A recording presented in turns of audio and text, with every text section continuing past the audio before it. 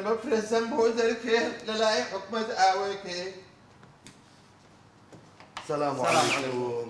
عليكم السلام ورحمة الله. يا أخوة بخير بين. كيف خوش وش خذ السلطان. يروح لبوي السوتاي تكتور ريفال النية. والله راسك يا شم بالله هواكي زور بقوت. الله أي خير يا الله. كاك شريجا من باقي.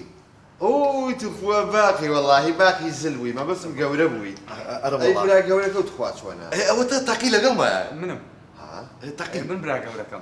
تو بلا قوري أبي. والله كاك شريف صار صارش لو قررت تأكيدا. صوت لصوت والحال واجي من ليك نقشتي. بقول أخير شيء باوتان شيء مشكلة. والله كاك شريجا أوي راسي بيا باوكم مجموعة عرزي هبو. ايوا اتر جادك بر باوكم كوتين بلام يا رطوبة. برد انا عزاني كاكا مخم تتجينم كاكا جادك لقل باكما ليك عند اوه يعني سياري اللي باوتان؟ لا والله عزقي هاي تلا باوكم كل سريش اللي منتجا كاك واصل هو موضوع بينا زين شيء أو باوكم مجموعة عرزي هبو تبريك وجادك كان انت لسه حكومة قروي بوكم زوتو باوكي بر عرزك كو؟ كورا كاك شريف بروجا بر عرزة كمان كوي ايه؟ إذا حكومة قروي كردوا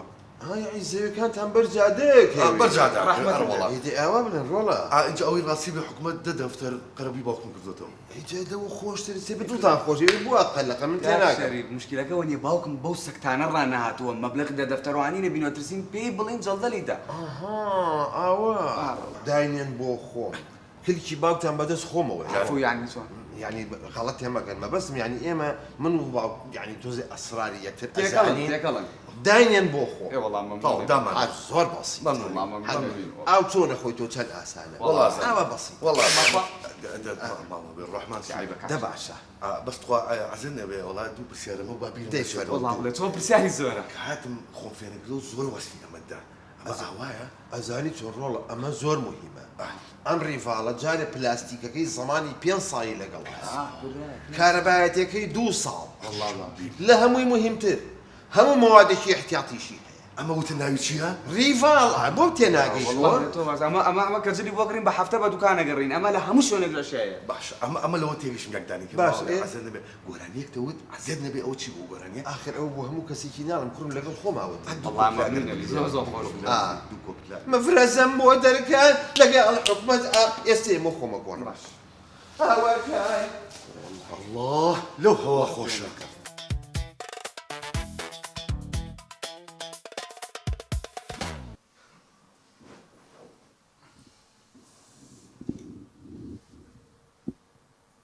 شي ترى جيوتي هذا داني سجوان والله كاك شريف خليك بم اعوم ليدي سير كلمتي تناوي او اشتمنا والله خلقت مزور كاك شريف عملياتي ما يسيري كلاوي نا انا كرو كاك شريف ما يصير جيب اخو بقرا داني شا كاك شريف تخواتو بلي باو ميزيل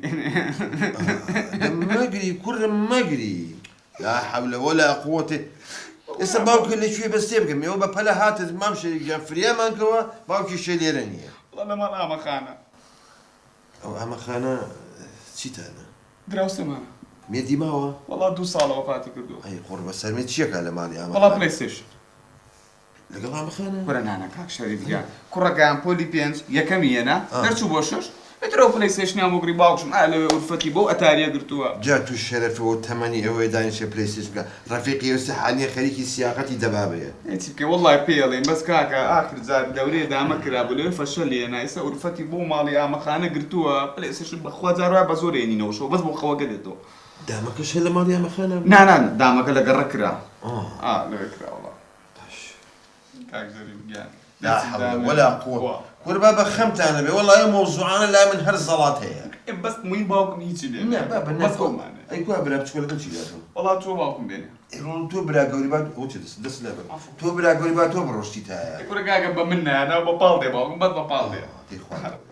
وانا باوك بخير يا اخو بخير يا اخو بخير شريف ما ما عودام يا اخو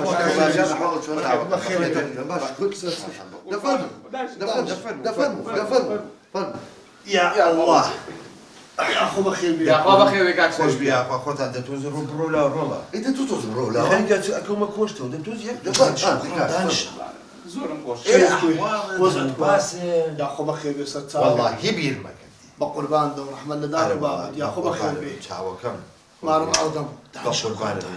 دانش يا باشا والله بي كاك دخم النبي ايه باوكا دنگو باس برتوا بدمو بس ما نقول لي ذكر أنا كمان شبكام هل ده ليشتم جمال ليش تنوي أو عمرو درجات عزاني شلون سيدي كمالي او اما خانت وزي كم كرواني بوتول جوانية والله ومن شريف استطاقت مني بقرن بسمع أو سري أو على زيو أو كركان كرج قلق قشتان هي أو تشتري تشبه بلاي ستيشن بلاي ستيشن ده كم لكم دخافر يبو خود دانشي لما ريالي كلمة كم كي باشتنية أخذت أخوي هاي كلمة كوي كلام فخوافي ما نوت ما بوتكرين ما بلاي 5 شد بوكرين الله نعبد ونفري بيارك بقرآن أوان ميزو شتان هي دعدنيشين خوش ترى بله والحقي أزاني شلون خوي أزاني شيان عين الحياة واحد بالضبط زور زور أنا وين جاء باشا كل